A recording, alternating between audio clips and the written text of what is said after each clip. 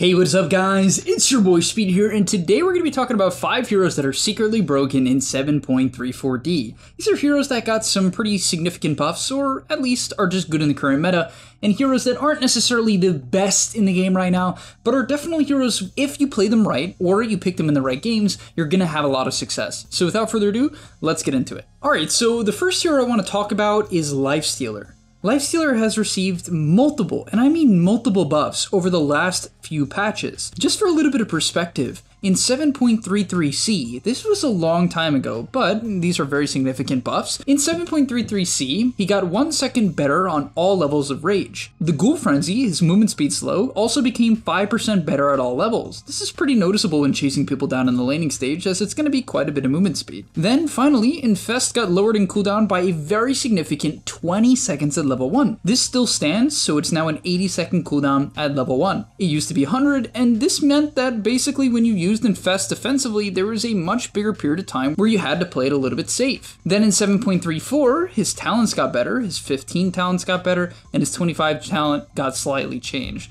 And finally, but most importantly, in 7.34D, they buffed Feast to make it 0.2% better at all levels. And this might not seem like a big deal, but at the end of the day, Lifestealer does damage based on the enemy's max health, and making it 2% better is gonna kill heroes that much faster. Let's say you hit someone about 7 times to kill them, that's gonna do an extra 1.4% of their health, in a lot of cases that might be the difference. And certainly it's good when you're farming, right? This hero sometimes can have sustain issues with Armlet, an item it really likes buying, right? It doesn't actually full heal like something like a CK, and so having 0.2% extra max health, right, per healing, because, right, it heals you for that as well, is really nice when farming as well. And so yeah, with all these things put together, I actually really like Lifestealer. I'm also a huge fan of Armlet as an item. Really do believe that this item is incredibly good right now. The slow resistance is fantastic as well, and still is good on Lifestealer even though he has Rage. But really what I really like about Lifestealer, and the reason why I think he's secretly OP, is because of the fact that he counters a lot of the current meta. A couple of heroes he's definitely very good against.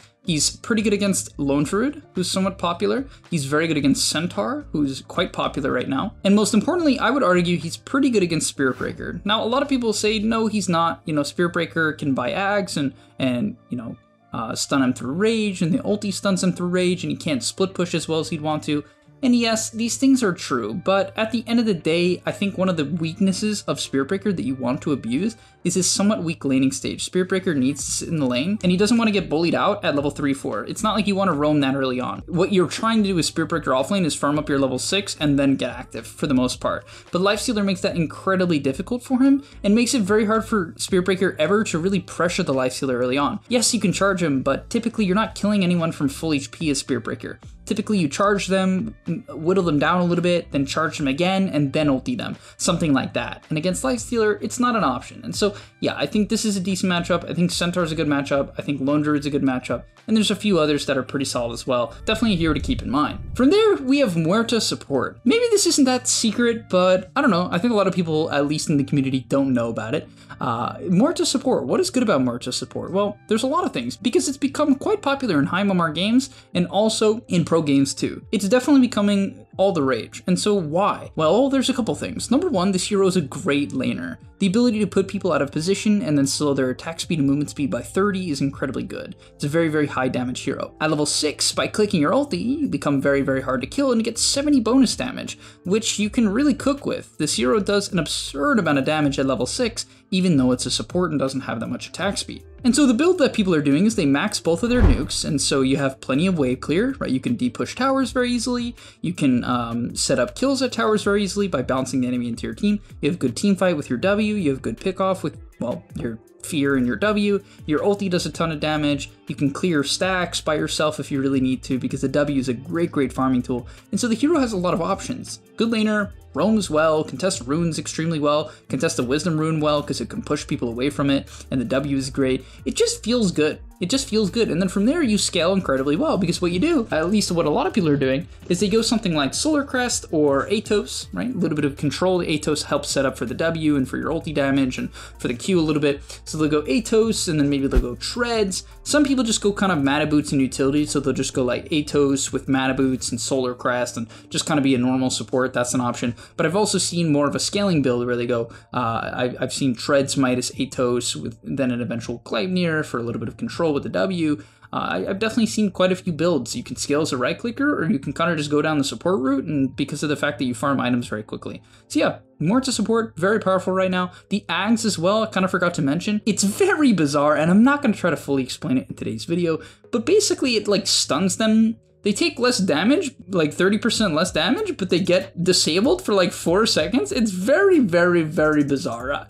But essentially, you have an extremely long stun in the late game if you want to go into it. And I've seen a bunch of Muertas. The one in my game most recently bought it, and it helped us chain stun certain heroes. All right, next up, I just want to remind you guys that Techies is in the game. People stopped picking it because it got nerfed like 3 times in a row, but Techies was like the best support in the game for a while, and I don't think the nerfs were all that bad. And the hero's win rate's pretty good at TI, it's good in pubs, like, I'm pretty sure this hero is just pretty good. It farms really fast, buys useful items, controls the portals for Roshan.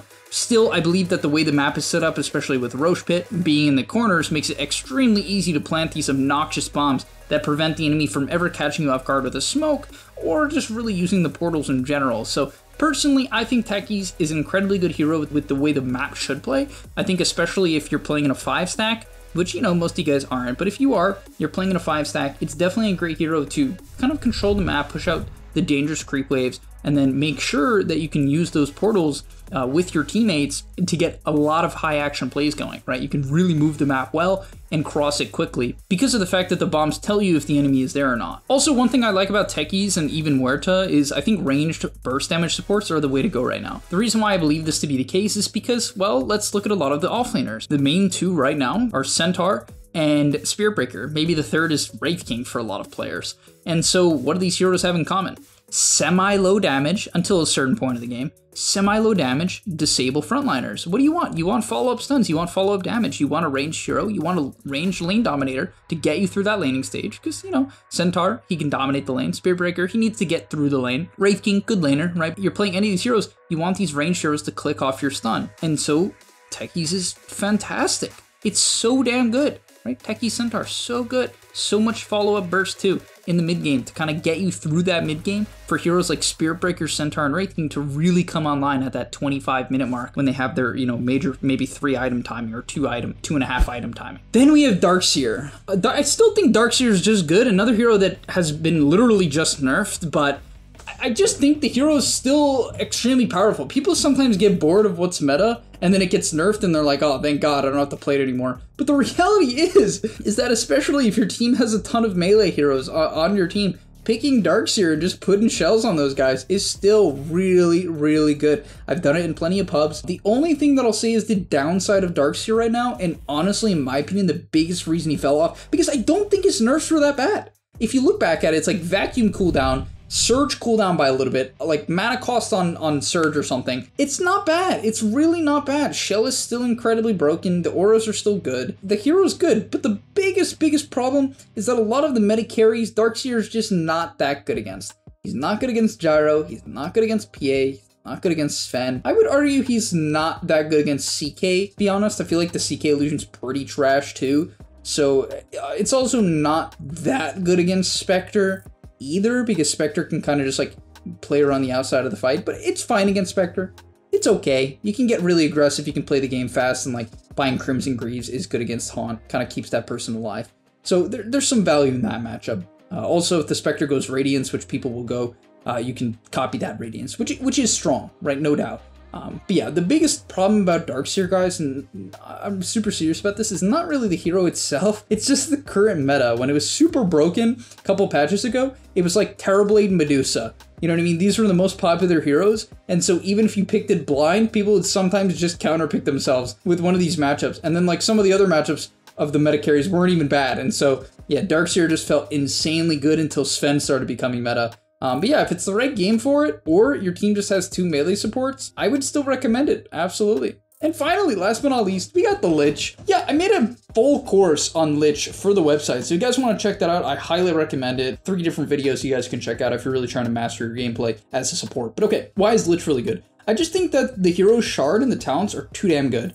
The talents. Let's talk about the talents first. Frost Blast damage at 10 is insane. This ability is a 500 damage nuke at level 10. Crazy stuff. And that's why I like the Aether build. The build I recommend is you go Aether Shard, right? So the Aether lets you spam your 500 damage 7-second cooldown Q. Then at level 15, you get Frost Blast cooldown, so it's then a 4-second 500 damage Q. In sort of an AoE, sort of. It doesn't do 500 in an AoE, but whatever. It does like 300 in an AoE. Still pretty good. Yeah, and then from there you buy the Shard.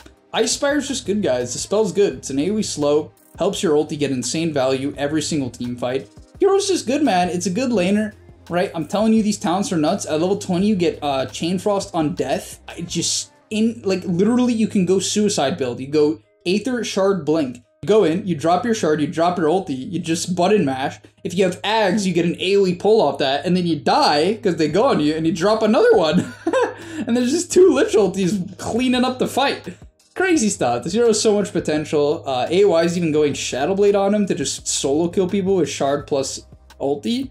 And yeah, the hero's Ags in the late game is nuts. It's AoE Sinister Gaze with increased cast rate and just crazy, crazy stuff. But alright, that's going to be all for today's video. Hopefully you guys enjoyed. Just remember, it's obviously not a free win when you pick any of these heroes at the end of the day. They're not the top meta. I would say Muerta maybe is. But the other heroes, look for the games where they're good. I would say Lich is always good, and so is Techies, at least in the majority of the games. I'll see you in the next one, and I'm out. Peace! And that's all, but remember, before you leave, come on, before you tune out, subscribe to the GameLeap website where we are going to help you get to the next rank. If you're stuck, click the link down below, and I'm out. Peace!